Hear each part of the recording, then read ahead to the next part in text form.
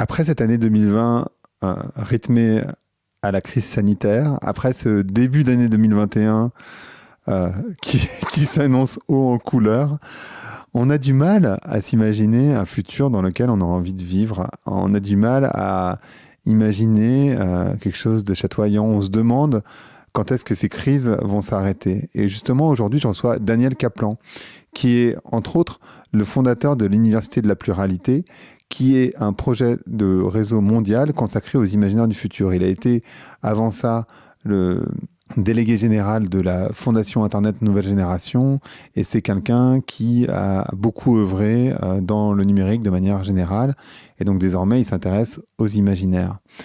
Et avec Daniel, on parle de beaucoup de choses. C'est pour ça que la conversation est un peu longue. On parle d'abord des crises que l'on traverse, des multi-crises que l'on va traverser, mais en réalité, pour comprendre que ce ne sont pas simplement des crises. Et puis, évidemment, comment envisager de les traverser, comment envisager notre vie aujourd'hui, comment envisager un futur dans lequel on se projette et voir si c'est possible, hein, tous, toutes ensemble. C'est une conversation qui est longue et évidemment hyper intéressante, enfin je trouve en tout cas. C'est pour ça que j'avais du mal à m'arrêter. Donc je vous laisse l'écouter. Allez Vlan, c'est parti.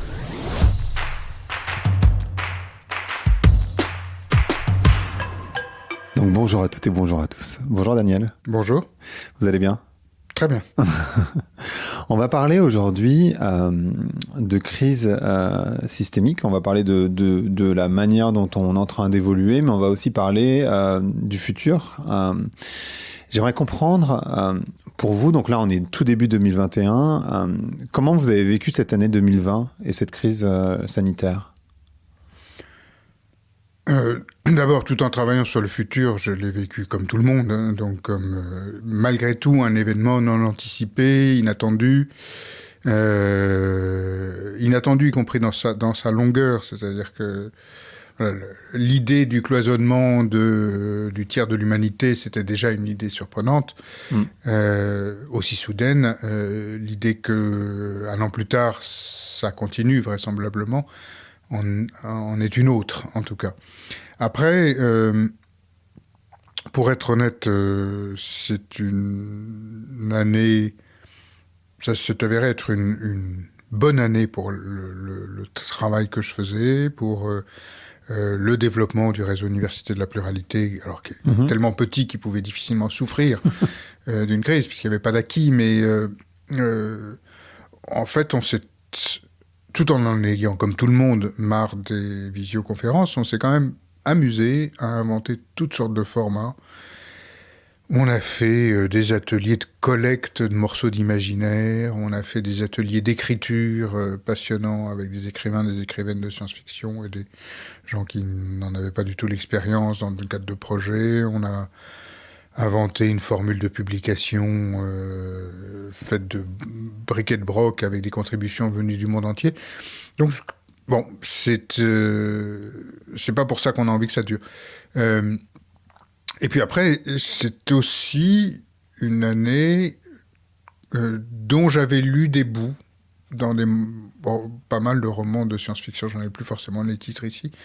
Et donc, quelque part, c'est un peu comme si... des choses se traduisaient des morceaux de fiction se traduisaient dans la réalité. Ça m'intéresse en fait pas du tout de savoir si la fiction a prévu quoi que ce soit. Mais par contre, ce qui était intéressant, c'est que peut-être, du coup, ça a aidé à être un tout petit peu plus armé pour se dire, bon, ben, voilà, c'est un élément de contexte. Travaillons dans ce contexte-là. Il y a Utopia, entre autres, qui a été porté au nu, en tout cas aux États-Unis, donc un livre de science-fiction qui a été écrit il y a une trentaine d'années, je crois, de mémoire, et qui décrit globalement la situation dans laquelle on est aujourd'hui. C'est vrai qu'il y a pas mal de gens qui y sont retournés cette année, enfin l'année dernière du coup, à cette lecture. C'est vrai que la science-fiction, c'est toujours intéressant parce que c'est des récits. Pour vous, moi j'ai la sensation, mais peut-être que je me trompe, qu'on va vivre pas mal de crises parallèles. En tout cas, que cette crise sanitaire va générer une crise économique, une crise sociale, qu'on va avoir une crise politique l'année prochaine, On parle et on voit la montée du Bitcoin, entre autres, sans doute une crise financière. Et évidemment, par-dessus tout ça, une crise écologique. Et puis aussi une crise paradigmatique, donc une crise des croyances, parce que justement, les gens sont en manque de récits, en particulier dans un monde où on parle d'écologie, on parle beaucoup d'écologie punitive, et les gens ne savent plus très bien justement à quel récit se vouer, si on peut dire ça comme ça. Comment vous voyez les choses sur les années à venir, décennies à venir sans doute? Il y a beaucoup de choses dans ce que vous venez de dire, donc il faudra peut-être qu'on l'épelle petit à petit. Mais pour revenir d'abord à cette question de crise, ce qu'on voit un peu se travailler un peu partout, c'est l'idée que ça n'est pas une crise au sens, en tout cas, où il y aurait une situation normale sans crise à laquelle revenir. C'est pas pour ça que c'est seulement une conjonction de crise, c'est peut-être autre chose. Ce que peut-être Timothy Norton appellerait un méta-objet, c'est-à-dire un objet qui est tellement gros que d'essayer de l'appréhender avec les notions un peu précises, cette idée de crise, même quand on dit non, mais la crise, c'est aussi une métamorphose, tout ça pour dédramatiser. Le changement climatique, c'est pas une crise, c'est une transformation des conditions mêmes de la vie. Ça s'appelle pas une crise. C'est autre chose. Une crise financière, ça peut s'appeler une crise. Et donc, ce qu'on voit pas mal émerger, c'est effectivement l'idée que, à horizon visible, il n'y a vraisemblablement pas de période sans crise, de période de non-crise. De non-crise au sens, en tout cas, où on est aux prises avec des phénomènes qui ne sont pas tous anticipables et qui tous cassent les mécanismes de la vie économique ou sociale normale, enfin considérée auparavant comme normale. Donc, qu'on ne sortira pas de la crise, qu'il faut s'habituer à être dans une période de bouleversement, de questionnement, d'incertitude structurelle. Il y a même un institut des temps post-normaux qui s'est créé autour de cette idée-là qu'il y a justement plus de normalité vers laquelle se tourner et qu'on est dans une période qui, comme aucune période n'est éternelle, mais qui est au moins durablement complexe, chaotique, contradictoire. C'est les différents C autour desquels il travaille. Et qu'il faut apprendre à travailler dans cette réalité, que c'est pas du tout le même, qu'on fait pas ni des affaires, ni des politiques publiques de la même manière dans un monde de ce type-là que dans un monde plus déterministe dans lequel, voilà, quand il y a une crise, c'est une période, elle a un début et il y a une sortie du tunnel, elle est, même si la sortie est plus longue que prévu. La deuxième chose qui effectivement et sur lesquels, par exemple, les assureurs travaillent, c'est l'idée que cette période-là, en plus, est marquée par le fait que, du coup, une crise n'arrive jamais seule, ou rarement seule, soit parce qu'elles sont toutes connectées. Si le changement climatique s'accélère et ses conséquences se font ressentir de plus en plus vivement, évidemment, ça a des conséquences sur la vie économique, donc sur les finances, mais ça a aussi des conséquences sur l'esprit public. Et pour moi, d'une certaine manière, beaucoup des crispations aujourd'hui identitaires ou sociales sont aussi liées au fait que petit à petit, la question climatique commence à mordre, pour de vrai, et que du coup, il commence à y avoir des tentatives politiques pour essayer de dire, bon, il faudrait quand même qu'on bouge un peu plus, et que du coup, ça déstabilise beaucoup plus encore à la fois les situations acquises, mais aussi la manière dont les gens pouvaient se percevoir ou percevoir leurs perspectives. Ça peut créer clairement aussi des inégalités. S'il y a des gens pour lesquels c'est plus facile de concevoir des changements que pour d'autres, y compris parce que il y a plus de latitude, il y a plus de marge. Et donc, une bonne partie des tensions politiques d'aujourd'hui sont en fait déjà des tensions liées au changement climatique. Mais on n'a rien vu. et que ça va être très difficile. Donc, d'une part, elles sont connectées, mais d'autre part, si on est dans un monde de crise permanente, c'est aussi parce qu'il va y en avoir. Et en particulier, il y a cette idée dont m'avait parlé la responsable d'une prospective des risques d'une grande société d'assurance, qui est de dire qu'est-ce qu'on fait si, dans la situation où on a plusieurs grandes crises, plus ou moins longues, plus ou moins aléatoires, qui nous invitent à faire des choses contradictoires. On a une crise sanitaire, il ne faut pas se rencontrer, et on a une inondation, ils font tous se retrousser les manches et aller creuser ou mettre des sacs de sable, etc. Je caricature.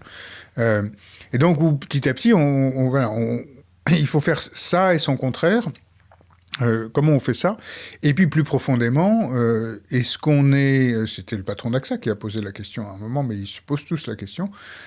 Est-ce qu'à un certain moment de transformation, on est encore dans un monde assurable, c'est-à-dire dans lequel on peut mettre un prix à un risque qui ne soit pas égal au prix du risque, et qu'on peut mutualiser un peu ces risques-là. Si tout le monde vit le même risque et que ce risque est à peu près certain, on ne peut pas assurer quoi que ce soit. Et donc, voilà, en tout cas, on est dans un monde dans lequel l'idée même de risque ou d'incertitude est devenue très différente. C'est un peu ça, cette idée de multicrise qu'on avait essayé d'exprimer dans une conf à Sciences Po en septembre 2020. Et alors, la question sans doute que les personnes qui écoutent se posent naturellement, enfin moi je me la pose en tout cas, c'est comment je fais alors, est-ce que c'est pour rester positif ou au moins pour traverser ce moment? Parce qu'en fait, quand on entend ça en disant on va être en crise permanente, et puis il va falloir s'habituer, il va falloir être suffisamment souple pour improviser au fur et à mesure, puisqu'on ne sait pas précisément dans quel sens ça va venir ou pas venir, ou quand. Comment je fais, en tant qu'individu qui n'a pas la main finalement vraiment sur les choses, pour traverser cette période? Il y a plein de morceaux de réponses, il n'y en a aucune qui soit parfaite. La réponse un peu facile, moi je pense toujours à... alors je ne les ai plus en tête exactement, mais à ces phrases de René Char, qui dit à un moment, quand il écrit depuis le maquis, qui dit à plusieurs moments même qu'en fait il vit une des meilleures périodes de sa vie. Et il vit dans le maquis, il risque sa vie, ses amis meurent. Donc c'est un moment dur, mais c'est aussi un moment dans lequel, vous le disiez tout à l'heure, on n'a pas la main. Et c'est peut-être l'une des clés, pour moi en tout cas, la raison pour laquelle je travaille sur les imaginaires, c'est que c'est peut-être là l'une des clés. C'est que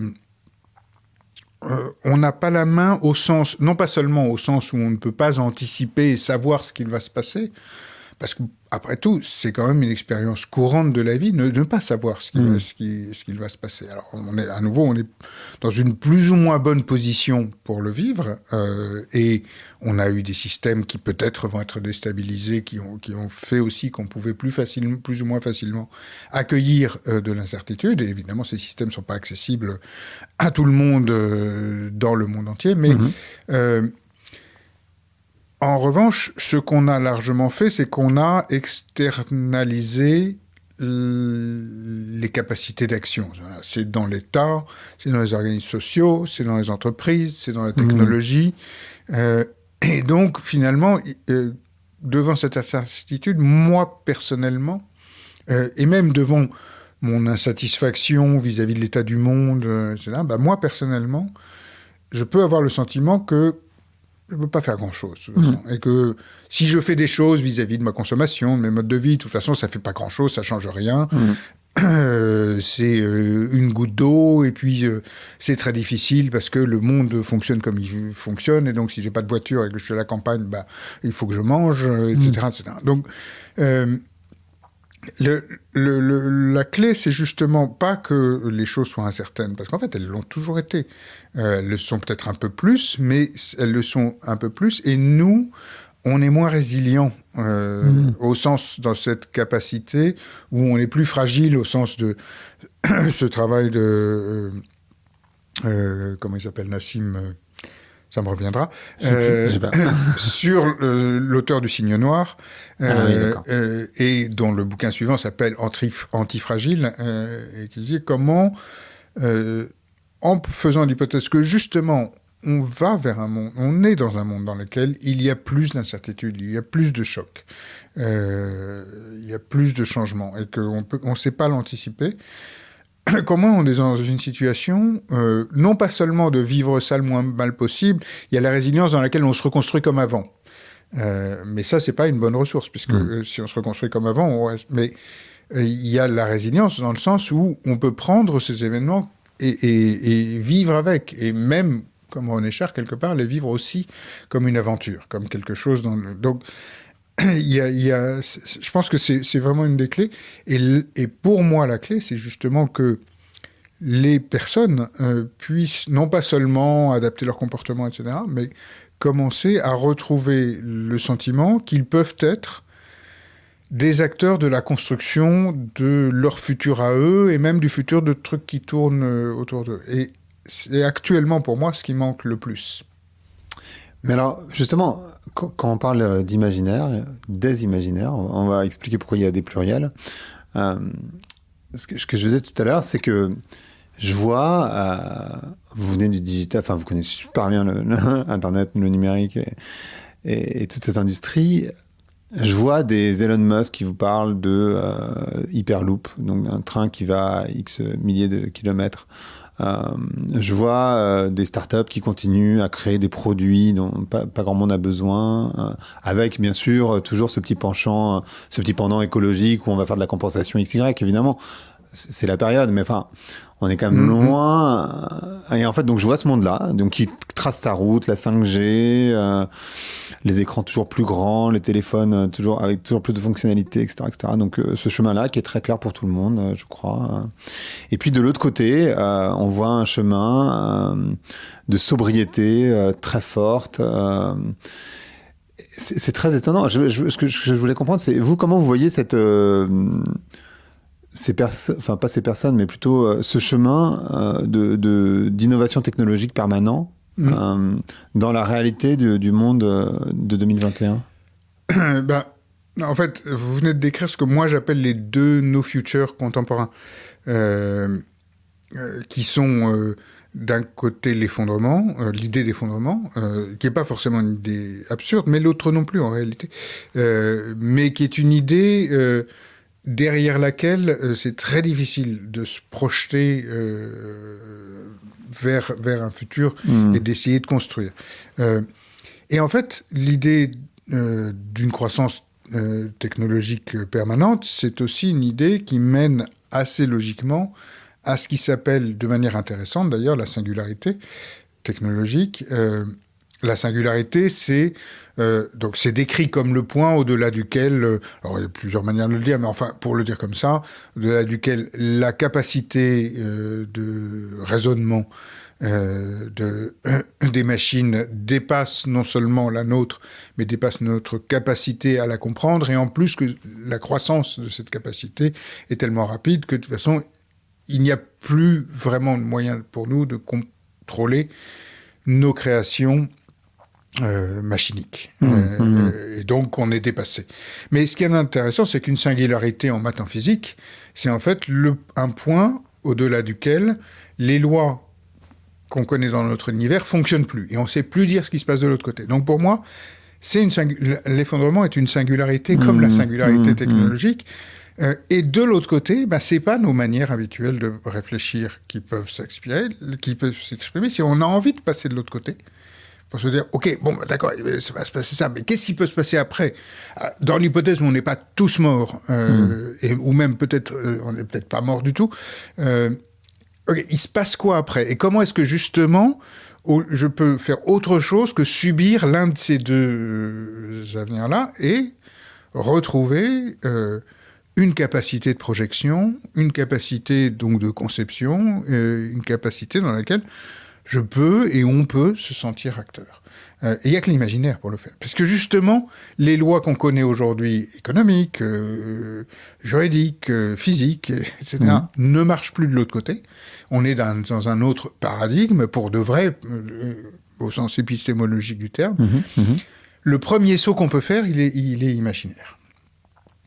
Et c'est pour ça que j'ai voulu commencer à travailler là-dessus, en l'ayant même vécu, parce que l'un des derniers projets que j'ai mené dans l'AFING que je dirigeais à ce moment-là, donc qui travaillait effectivement sur le numérique, c'était un projet que j'appelais Transition Carré, qui travaillait sur le lien, ou la difficulté du lien, en fait, entre la transition numérique et la transition écologique.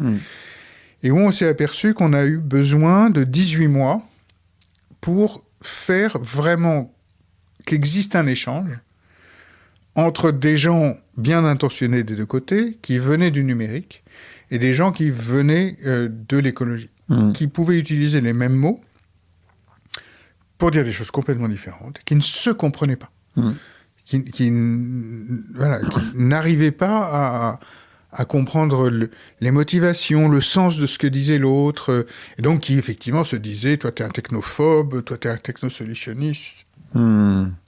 Et c'était des manières pas très intéressantes.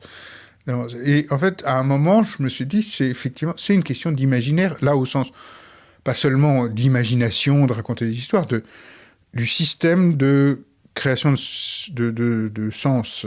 En anthropologie, l'imaginaire, c'est le filtre par lequel on interprète tout ce qu'on voit, tout ce qu'on perçoit. C'est proche de moi, c'est loin de moi, c'est juste, c'est pas juste, etc. Et pour le dire de manière très simplificatrice, je l'ai proposé de le dire, ça se situe au terme des limites. Quand vous êtes un technologue, une limite, c'est un truc à péter. Et donc, si la limite, c'est le changement climatique, la consommation de ressources, bah ok, on va trouver des technologies qui vont faire qu'on va consommer moins de ressources. Et voilà. Quand vous venez de l'écologie, une limite, c'est quelque chose en deçà de quoi il faut rester ou se ramener. Donc forcément, quand vous êtes dans cette rencontre-là, c'est un petit peu... c'est compliqué, jusqu'au moment où vous arrivez à l'expliciter et à vous dire, voilà, c'est ça que j'ai comme récit. Et à ce moment-là, le dialogue devient possible parce que cette manière de voir le monde reste éventuellement différente. C'est pas grave qu'elle soit différente. Ce qui est grave, c'est qu'elle ne soit pas consciente, même chez ceux qui la portent, au point que du coup, elle interdit l'échange. Mais alors, du coup, naturellement, ce qu'on a envie, c'est de se projeter dans un avenir. Vous l'avez dit, on fonctionne beaucoup à l'imaginaire en tant qu'animaux sociaux. Le grand imaginaire sur lequel on s'est appuyé pendant des millénaires, c'est la religion. En tout cas, il y en a plusieurs, mais néanmoins, ça a été ça au moins pour la religion catholique au moins 2000 ans. Dans quel imaginaire, parce que la religion, elle s'est un peu tarée. Alors, il y a un retour, hein, bien sûr, du religieux, mais dans quel imaginaire on peut se projeter parce que je pense qu'il y a ça aussi, c'est-à-dire que pour mieux vivre cette période de transition, parce que c'est vraiment de ça qu'il s'agit, je pense, si on parle pas de crise en tout cas. J'ai besoin d'un imaginaire, ou au moins de plusieurs imaginaires dans lesquels me projeter. Et nous, on pense que c'est plusieurs, mais du coup, c'est plus compliqué, mais c'est comme ça, pour le dire. C'est-à-dire que, bon, d'abord, oui, la religion, mais d'abord, une religion n'est pas forcément la même qu'une autre. Des formes orientales de religion produisent des choses assez différentes. Ensuite, il y a des continuités plus grandes. Hein. Par exemple, on dit que l'imaginaire, c'est pas faux, hein, que l'imaginaire occidental aussi pendant un assez long moment était celui du progrès.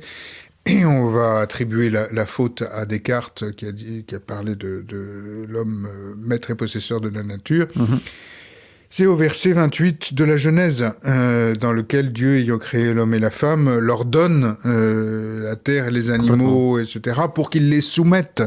Et donc, les nomme maîtres et possesseurs de la nature.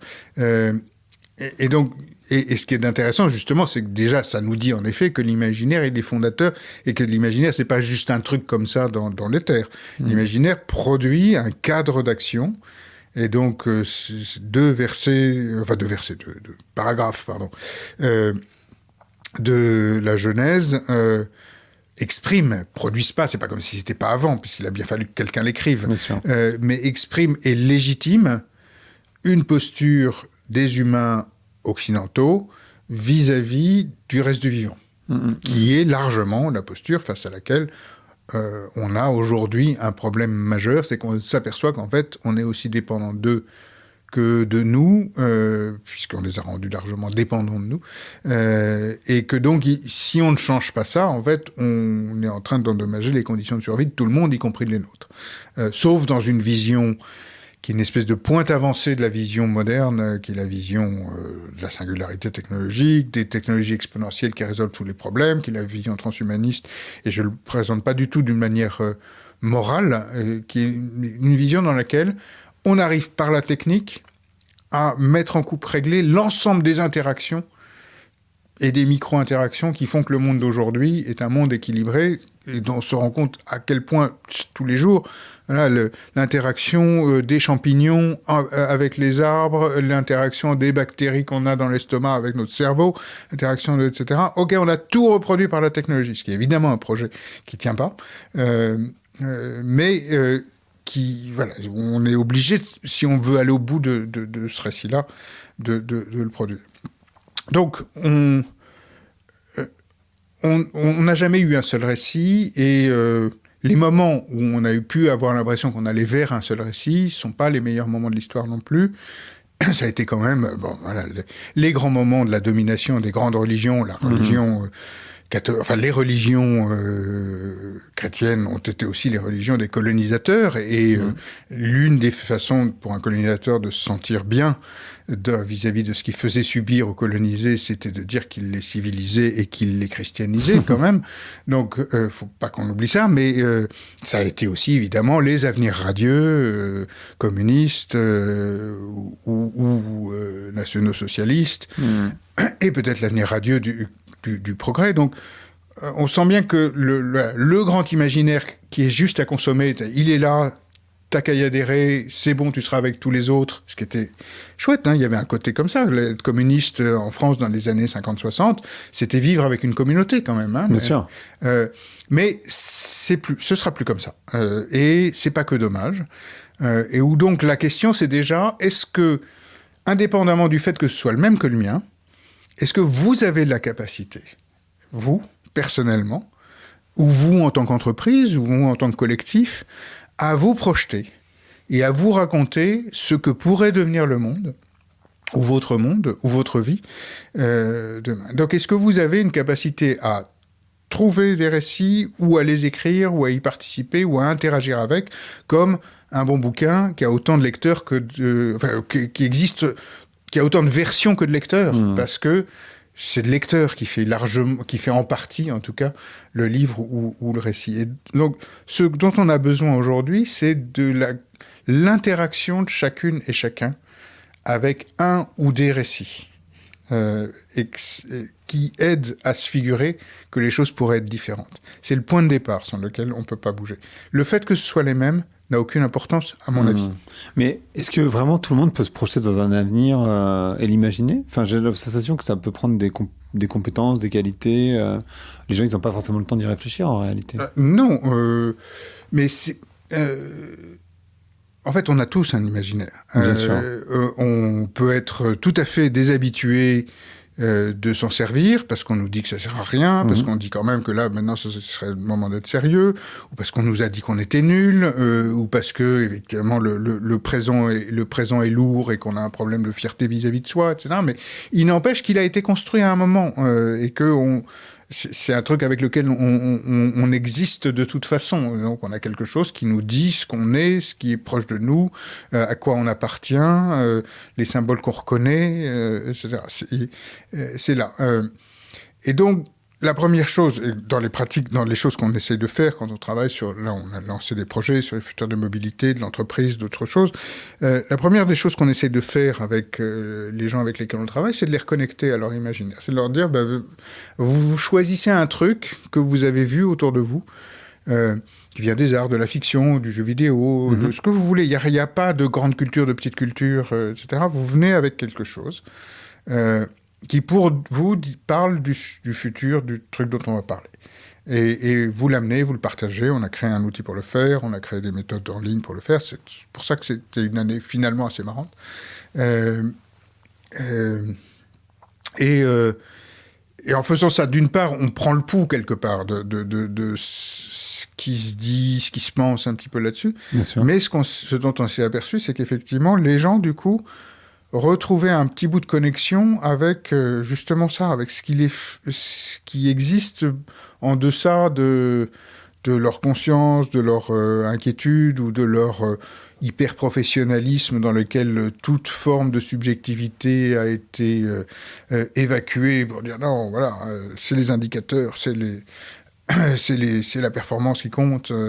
On fait pas d'idéologie, on fait pas de machin. Mais évidemment, il y a toujours pourquoi est-ce qu'une entreprise a décidé de faire telle chose plutôt que telle autre. Pourquoi est-ce que vous avez décidé, même si vous n'avez pas que décidé, parce qu'on peut avoir des contraintes, mais de faire telles études ou tel métier plutôt que tel autre. Pourquoi est-ce que vous acceptez ça et pas ça? Il y a plein de raisons. Et donc, est-ce qu'on peut retrouver un petit peu le lien avec ça? Ça, c'est la première chose qu'on voit. La deuxième, c'est que c'est incroyable comment le fait de parler de ça plutôt que « je suis ça et je pense ça » crée des groupes à partir de gens qui ne se sont jamais vus en 5 minutes. Parce que c'est pas seulement moi je suis quelque chose, mais je dis ce que je suis parce que je partage avec un groupe dans lequel les autres vont pouvoir infuser un autre sens en disant mais moi tu viens de partager tel trailer de série, moi je l'ai vu cette série, j'ai pas du tout lu la même chose que toi. Ouais. Ok. Et là on commence à avoir des choses intéressantes à dire et point intéressant, le fait qu'on soit pas d'accord sur le sens de la série est une chose qui va rendre la discussion intéressante. Alors que quand on n'est pas sur l'imaginaire, quand on n'est pas sur le futur, qui est une des constructions imaginaires, quand on va être en désaccord, on va devoir être en désaccord, par exemple, sur notre identité. Et là, on peut se tuer. C'est plutôt ce qu'on a tendance à faire ces temps-ci. Se tuer, en tout cas, ne pas pouvoir se parler. Quand on n'a pas de projection possible, le désaccord devient quelque chose de fondamental, d'identitaire. Quand on est autour d'une projection, c'est chouette d'être en désaccord. C'est incroyable que tu n'aies pas pu voir ça dans cette série. Eh bien, justement, c'est pour ça qu'on va adorer cette conversation. Donc, il y a quelque chose autour de ça, toujours autour de cette idée de dire, donc plus on est en interaction avec des imaginaires qui parlent du futur au sens « les choses pourraient être différentes », plus naît cette idée que, en effet, les choses pourraient être différentes et qu'en plus, ça peut être excitant de travailler à ce qu'elles soient différentes. Le fait qu'elles ressemblent exactement à ce qu'on a étant à nouveau secondaire par rapport au fait qu'on puisse agir et qu'on puisse en discuter avec d'autres et qu'on puisse faire communauté autour de ça. Mais pourtant, ce qu'on voit dans les médias, mais aussi ce que font les réseaux sociaux, c'est opposer des points de vue. Beaucoup, on est vraiment dans des visions très binaires. Les médias, ils vont chercher du tweet, du retweet en tout cas. Et du coup, on se retrouve avec deux experts, entre guillemets, d'un bord et de l'autre, qui se chamaillent, pour pas dire autre chose. Et au final, ça fait pas avancer vraiment le schmilblick. Et pourtant, c'est vraiment la tendance qu'on voit à travers les bulles de filtre dont parlait l'hyperviseur. Oui, bien sûr.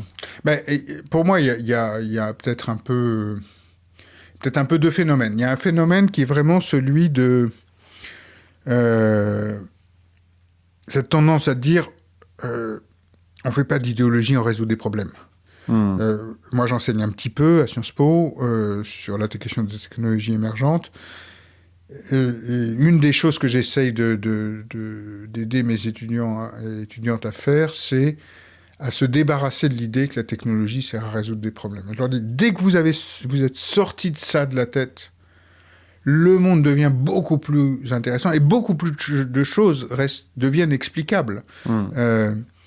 Mais on est conditionné là-dessus. Et par exemple, un homme ou une femme politique, aujourd'hui, ça ne doit pas avoir des grandes perspectives. Normalement, ça doit s'occuper des problèmes concrets des gens et les résoudre. Et évidemment, c'est absurde, non pas parce qu'il ne faudrait pas résoudre les problèmes concrets des gens, mais parce que le problème lui-même est une construction. Qu'est-ce qui fait problème ? Pourquoi c'est un problème ? Pourquoi ce problème-là est important et pas les autres ? Et donc, dès que vous êtes en train de faire ça, en fait, vous êtes dans une idéologie, mais qui ne se reconnaît pas, puisque c'est notre réalité quotidienne. C'est ce qu'on appelle l'idéologie dominante, qui donc n'en est pas une, puisqu'elle n'a pas besoin de s'expliciter. Toute autre chose nécessite à un moment de dire « moi, je veux travailler pour un monde dans lequel ceci et ceci seraient différentes ». Et on va nous dire « oui, mais alors ça, c'est de l'idéologie ». Il faut résoudre les problèmes des gens. Donc, il faut déjà se débarrasser de ça, mais aujourd'hui, ça a été intériorisé. Ça a été très efficacement intériorisé. Donc, effectivement, on va se dire, les gens perdent du temps à raconter des trucs alors qu'il faut résoudre le problème de ça. Et évidemment, à résoudre des problèmes, on n'en résout jamais aucun, puisque tout ça est systémique, mais on a structuré les objectifs du développement durable, c'est une transformation en problèmes discrets, bien séparés les uns des autres. C'est pas que mauvais, mais c'est un rêve d'ingénieur. C'est ok, alors on a 17 objectifs de développement durable, et 200, je sais plus combien, sous-objectifs, donc je vais faire de la technique, je vais en supprimer un, il y en aura 200 moins 1, et puis quand on les aura tous supprimés, on n'aura plus de problèmes. Évidemment, ce raisonnement par l'absurde nous montre que ça marche pas. Bien sûr. Donc ça, y a cette technocratisation-là, qui est une espèce de truc à faire disparaître justement les imaginaires, ça c'est vraiment quelque chose contre quoi il faut se battre, et qui est en fait une manière de masquer le fait qu'il y a un imaginaire, qui peut être différent de pays en pays, mais qu'il y a un imaginaire dominant qui a très bien réussi à se déguiser en la réalité objective face à laquelle on ne serait que des rêveurs si on devait travailler. Donc c'est sans doute la première raison pour laquelle les choses se passent comme ça. Et puis la deuxième raison pour laquelle à nouveau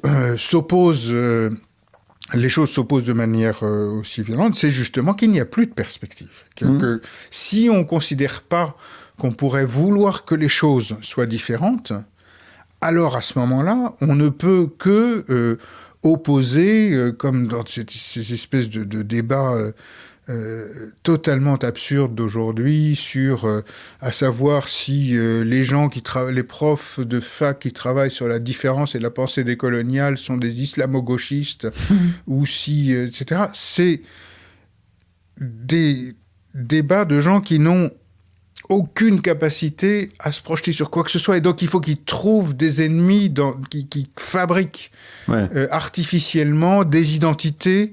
Moi je suis un universaliste et toi tu es un relativiste, ou réciproquement, des cases, des passés fantasmés, des identités fantasmées, des choses qui n'ont jamais été, des choses qui n'ont jamais eu ces barrières, parce que il n'y a plus cette idée que on serait là pour essayer de se projeter un peu, de construire, de discuter d'envie, et pas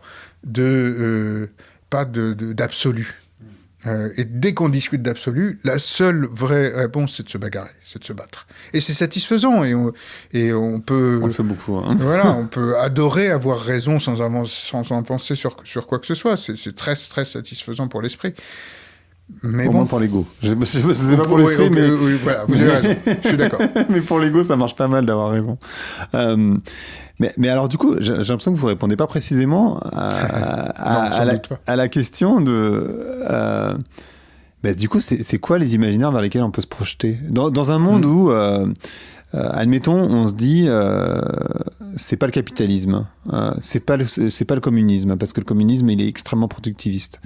Sans doute que, alors je sais pas, mais c'est un imaginaire aussi, l'intelligence artificielle, la entre guillemets robotisation du monde va supprimer plein d'emplois. Mais en plus, on a tué la biodiversité, enfin on a supprimé 70% de la biodiversité, il n'y a plus d'animaux à manger. On n'arrive plus vraiment à faire pousser de plantes sans engrais. On a, en même temps, en mettant des engrais, tué les sols. Et puis, il y a la montée des eaux. Et puis, il va y avoir des réfugiés climatiques. C'est quoi l'imaginaire ou les imaginaires dans lesquels je peux me projeter, où je me dis, ah ben ouais, je vais faire des enfants? Alors, la raison pour laquelle je vous réponds pas précisément, c'est parce que justement, j'ai pas envie de vous dire, c'est celui-là ou celui-là. Oui, bien sûr, ça j'ai bien compris. On est en train de lancer un projet, mais c'est comme ça que je vais vous répondre. On est en train de lancer un projet qui s'appelle Narratopia. et qui vise justement quelque part à répondre à cet appel qu'on trouve partout, que vous venez de faire à juste titre, mais qu'on trouve absolument partout, évidemment. Qui est « on a besoin de nouveaux récits ». Et vous trouvez ça à la fin d'interviews, de tribunes, de machin. Pablo Servigne, de tout le monde. Chez Pablo Servigne, mais aussi au Forum économique mondial de Davos, qui a écrit la même chose. Et donc, à un moment, on s'est dit, il y a tellement cet appel, puis en général, il conclut les trucs en disant « on a besoin d'un nouveau imaginaire, salut ». Et donc, on s'est dit, si on prenait cet appel au sérieux, et donc on disait, on va essayer de voir comment y répondre, et deuxième intuition qu'on a en disant, et si on commençait par y répondre en disant, en fait, il y en a plein. Il y a plein de propositions, de récits, de futurs différents qui existent aujourd'hui dans le monde. Depuis, et dans un spectre très large, depuis effectivement la proposition qui peut s'appeler éco-moderniste, dire, voilà, grâce à la technique, les microcentrales nucléaires, la géo-ingénierie, les fermes hydroponiques, les villes hyper compactes pour laisser la nature, voilà, et on va raconter ça, ou on va raconter des formes plus villageoises et pastorales de vie, où on va et on commence à peine à savoir, parce que ça commence à émerger, mais elle existe, comment une manière africaine de l'Ouest, anglophone, raconterait ça. Il y a de la science-fiction nigériane qui, en tout cas, par exemple, sur leur relation à l'étrange et à l'étranger, des choses assez différentes de la science-fiction occidentale. Et donc,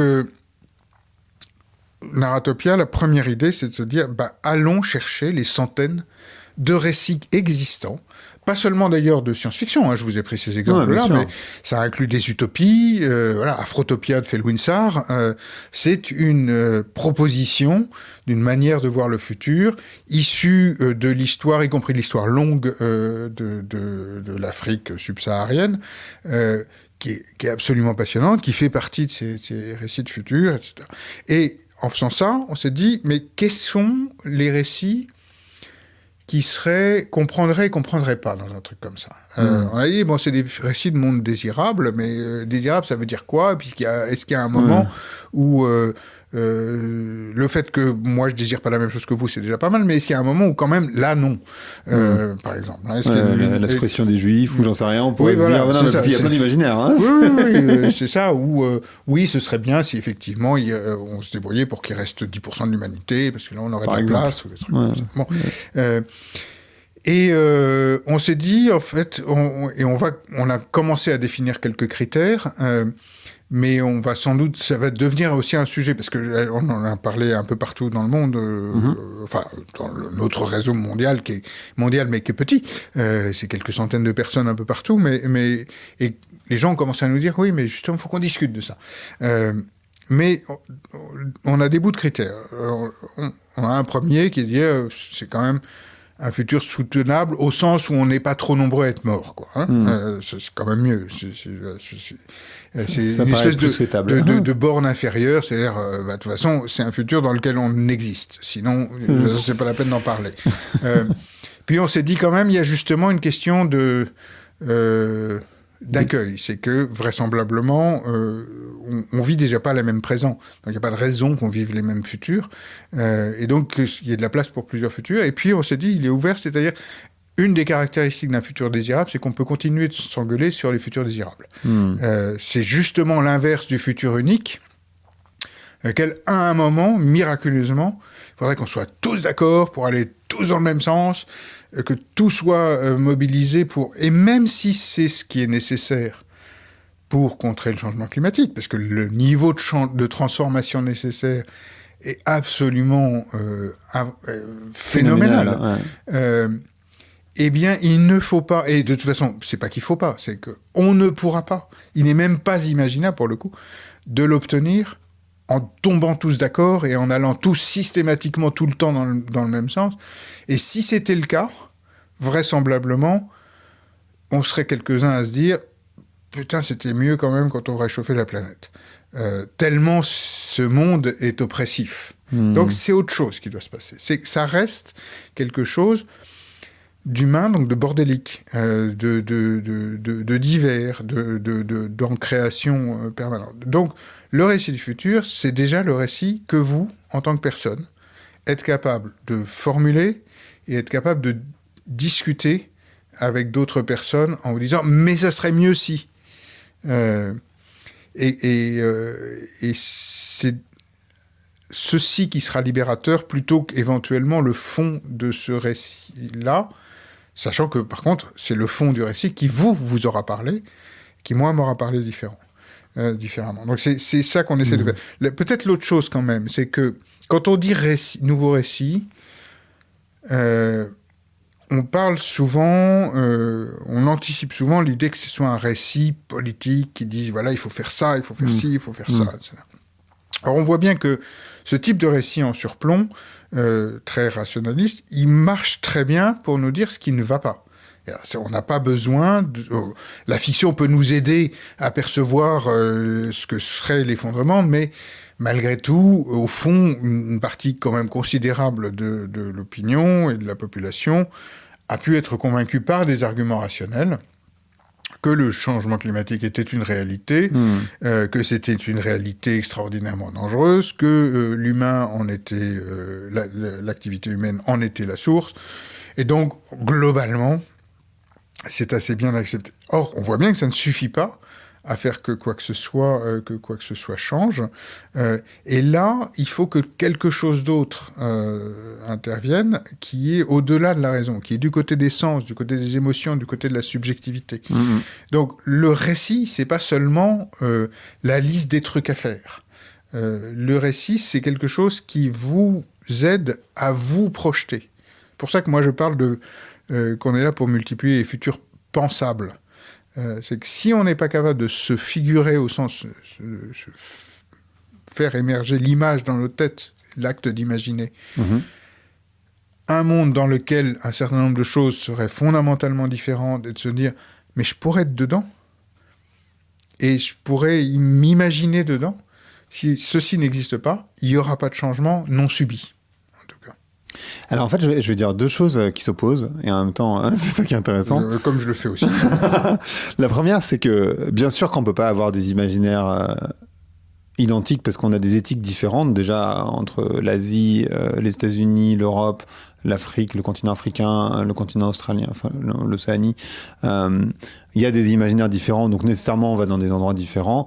Et puis on a aussi, et vous le disiez tout à l'heure, vous avez passé très rapidement qu'on vit pas le présent, on vit pas tous le même présent, parce que évidemment on n'a pas la même réalité. C'est-à-dire que il y a des milliards de personnes qui vivent de manière très sobre, mais il y a aussi un certain nombre de pays où il y a de l'énergie fossile. En Europe, en l'occurrence, il y en a très peu. Il y a du charbon en Pologne, mais enfin, globalement, il n'y a pas grand-chose. Donc déjà, on a des réalités qui sont différentes. Donc nécessairement, on va y arriver de manière différente, enfin, par définition, en fait. Et en même temps, l'homme étant, avec un grand H, un animal social, ce qui fonctionne bien pour transformer une société, c'est quand même quand il y a une reproduction sociale. C'est-à-dire que d'un coup, on se dit, je sais pas, en fait... voyager en avion, c'est complètement has-been. En fait, manger de la viande, c'est totalement has-been. Ou peu importe ce que c'est, mais en tout cas, une sorte d'imaginaire collectif dans lequel on va tous. Et parce que sinon, en fait, ce qui se passe, c'est que on se dit, ah ouais, non, mais l'avion, c'est pas bien, admettons. Manger de la viande, c'est pas bien. Ou l'avion, c'est plus facile. Et puis, on voit sur Instagram son petit ami, sa petite pote qui est partie au Costa Rica, au Nicaragua, en Australie, voyager. On se dit, bah merde, moi, je fais l'effort. Et puis, en fait, ça sert à rien parce que, en fait, l'autre à côté, il le fait pas. Et en vrai, moi, j'y serais bien parti aussi au Costa Rica ou je ne sais où. Donc, il y a quand même besoin de ce collectif dans une certaine mesure, non? Alors, je dis vraiment les deux, mais... Bien sûr, il y a besoin de collectif, mais il ne se décrète pas, ce collectif. Et je pense quand même qu'il émerge le jour où ça devient autre chose, où le comportement prescrit est collectivement valorisé, devient autre chose qu'un comportement d'autocontrainte. Dans lequel il prend un sens plus profond. Et puis peut-être dans lequel on a trouvé d'autres manières de satisfaire une aspiration de ce type-là. On termine avec la Fabrique des mobilités un travail sur justement les futurs des mobilités, avec toujours la même démarche dans laquelle on commence par collecter des fragments de futurs existants et dans lequel ensuite on met les gens avec le concours d'auteurs et d'autrices de littérature spéculative ou d'autres en position d'écrire des fictions par eux-mêmes dans lesquelles et qu'on va essayer de rendre suffisamment fortes pour qu'il y ait dedans elles-mêmes des morceaux de contradiction. Évidemment, les questions écologiques sont très présentes, et pour autant, il n'y a pas que la question de moins bouger qui se présente. On peut commencer à imaginer aussi d'autres organisations du temps qui feraient que, par exemple, vous pourriez retrouver des formes dans lesquelles vous pourriez vous déplacer, comme le faisaient des gens qui avaient les moyens, quand même, au XVIe, XVIe siècle, vous déplacer pendant très longtemps, de manière très lente, mais où l'une des choses qui crée l'avion, c'est que vous avez 2 semaines. Si vous voulez aller au Costa Rica, il faut que vous y arriviez en 8 heures pour pouvoir y passer vraiment 2 semaines. Si la question de prendre 3 mois posait problème à personne, les choses pourraient complètement changer de ce point de vue-là. Mais aujourd'hui, c'est un ensemble de conditions de la vie. Donc, si c'est juste sur la valorisation d'un aspect, disons que c'est pas tellement ce sur quoi on travaille, c'est plus une question de com, on trouve ça dans les neurosciences, etc., comment on arrive à teinter quelque chose. Nous, on essaye d'essayer de travailler sur cette question qui est qu'est-ce qui fait que j'arrive à me figurer autre chose et à me projeter dedans, et qu'est-ce qui fait que c'est de ça que je peux commencer à parler quand je parle de ce qui devrait changer avec d'autres personnes. Et je pense que c'est d'une nature un petit peu différente, c'est-à-dire que il y a, notamment peut-être dans la culture française, mais sans doute pas seulement, mais il y a derrière cette question de nouveaux récits une idée encore assez présente qui est il faudrait que quelques personnes intelligentes et sages écrivent les contours de ce nouveau récit et qu'ensuite un certain nombre de spécialistes de la forme, des artistes, mettent en scène ce nouveau récit et ensuite on le donnera à consommer et le peuple va adhérer et va faire ce qu'on veut de lui. Et c'est plus comme ça, et c'est quand même pas dommage. C'est aussi un signe du fait que les gens ont grandi, que il s'est passé quelque chose grâce à l'éducation, à l'irrespect, à toute une série de choses. Mais c'est plus comme ça. Et donc de toute façon, ça marchera pas, ce programme-là. Si les gens sont pas co-auteurs de ça, si les gens sont pas... si c'est pas ce qu'Amartya Sen appellerait pour moi, c'est mon interprétation de lui, une capacité. UNESCO vient de faire de la littératie du futur, qui est à peu près la même chose, en fait, la même idée, une compétence essentielle du XXIe siècle. Mais j'appelle ça une capacité au sens d'une capacité à, personnellement, imaginer quelque chose qu'on pourrait vouloir faire pour changer une partie de son destin ou d'un destin collectif, et en plus à se mettre en chemin pour faire en sorte que ça se passe. On peut jamais avoir la capacité d'être sûr que ça va marcher. Non. Mais déjà de se dire, ok, je me sens autorisé et capable à penser que les choses pourraient être différentes, à me penser comme acteur de ça. Et voilà ce que je vais commencer à faire pour le faire. Si les gens étaient dans cette position-là, tous, ou presque, les choses changeraient beaucoup. Et je vous assure que l'esprit public ou l'espace public de la conversation changerait considérablement. Et c'est pas qu'une question de ressources matérielles, hein, on le sait bien. C'est une question de ressources matérielles et de perspective. C'est-à-dire que les gens qui ont peu de ressources matérielles en France en ont beaucoup plus que des gens dans d'autres pays. Et c'est pas pour dire, alors du coup, de quoi vous vous plaignez. C'est une question relative, mais c'est surtout que on peut avoir des gens qui sont objectivement beaucoup plus pauvres et qui ont le sourire aux lèvres parce qu'ils ont cette capacité à se dire je suis là, j'ai une agentivité sur ma vie, sur ma communauté, etc. Et donc, je peux imaginer encore, on est quand même dans des pays dans lesquels, depuis plusieurs années, les gens sondés considèrent sont convaincus que leurs enfants vivront plus mal qu'eux. C'est un retournement incroyable par rapport à... séculaire, hein, c'est-à-dire que ça n'arrivait pas. L'évidence, c'était que le progrès faisait que nos enfants vivraient mieux que nous. Et là, c'est plus le cas. Et dans d'autres pays, ça reste l'idée. Et même, ce qui peut poser problème, parce que du coup, ça peut créer des formes de développement non vertueux, etc. Mais n'empêche qu'il y a cet espoir et ce sentiment qu'on peut faire des choses. Qui peut-être manque dans un certain nombre de communautés en France, pour lesquelles la situation est peut-être moins objectivement dramatique, ils n'ont peut-être pas faim tous les jours, etc., mais pour lesquels il y a le sentiment que, de toute façon, il n'y a rien qui puisse faire.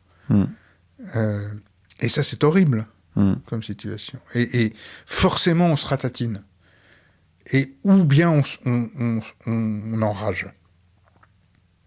Il faut bien que ça sorte. Et c'est de ça qu'on veut essayer de sortir.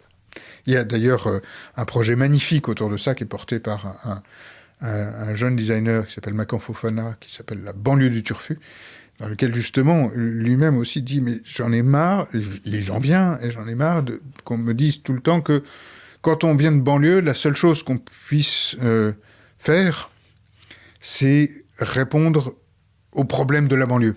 Une banlieue, c'est juste un truc qui a des problèmes qui doivent être résolus. Ça peut pas rêver de futur. Bah si, il dit. Et même peut-être, un peu comme Felwine Sarr le dit de l'Afrique, et même peut-être rêver de futur en se disant qu'on a des trucs à dire à la non-banlieue, ou pour Felwine Sarr, au monde entier. Et c'est à ce moment-là et je m'en fous de ce qu'il a à dire du coup, dès lors qu'il se met et il met les gens en position de le dire. Vous voyez, c'est comme ça qu'à mon avis on pourra construire. Parce qu'après, se mettre d'accord sur le fait que les choses vont pas bien d'un point de vue écologique, etc. Oui, de toute façon, qu'on soit d'accord ou pas d'accord, en plus on va le vivre, on commence à le vivre. Mais il faut se mettre d'accord sur le fait qu'on peut penser que les choses pourraient être autrement. Et c'est ce sur quoi nous on travaille. Super. Et alors du coup, ce podcast s'appelle Vlan, donc je dois savoir à quoi vous voulez ouvrir et où claquer la porte. Je veux justement ouvrir la porte à d'autres histoires. À d'autres histoires. Ça me semble assez clair. À d'autres histoires et à d'autres histoires prenables, c'est-à-dire des histoires que les gens continuent ou font bifurquer, etc. Et je veux fermer la porte au désespoir, je pense, au fond. C'est plutôt chouette. Merci beaucoup. Merci. Merci d'avoir écouté Vlan. Si vous avez aimé l'émission, n'hésitez pas à mettre des étoiles sur vos plateformes de podcast préférées. Vous pouvez aussi partager l'épisode sur vos réseaux sociaux, Instagram Stories, Facebook, LinkedIn, où vous voulez. Je suis Grégory Pouy. Vous pouvez me retrouver sur l'intégralité des plateformes sous le nom Greg from Paris. Si vous avez des idées pour des invités, si vous avez des commentaires, n'hésitez surtout pas à m'envoyer un message. Allez, merci et à bientôt.